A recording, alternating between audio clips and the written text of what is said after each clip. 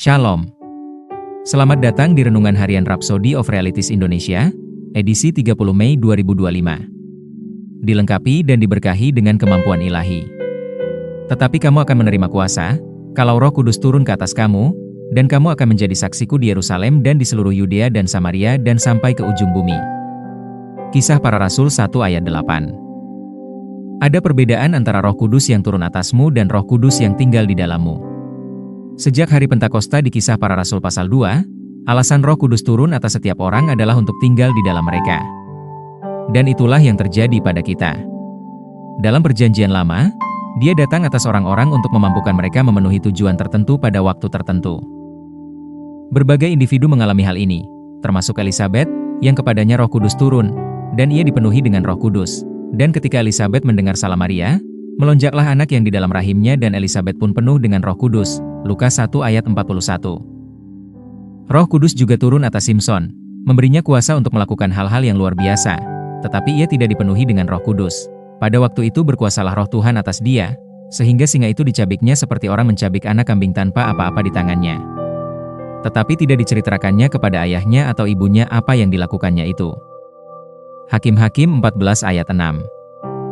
Sekarang, sebagai orang yang telah menerima Roh Kudus, engkau telah diberkahi dengan kuasa untuk melakukan hal-hal yang luar biasa. Alkitab menyatakan, tetapi kamu akan menerima kuasa.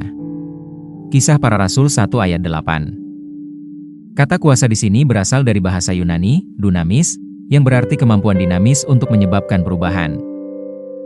Pertimbangkanlah pentingnya hal ini.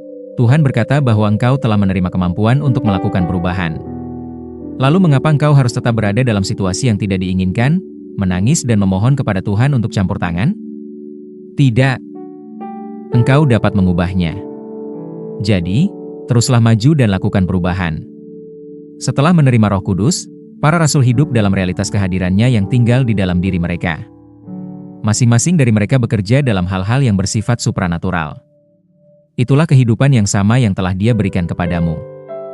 Dengan dipenuhi oleh Roh Kudus, engkau telah dikaruniai dan diperlengkapi dengan kemampuan ilahi untuk melakukan perubahan dan berjalan dalam hal-hal yang bersifat supranatural setiap hari. Mari kita berdoa.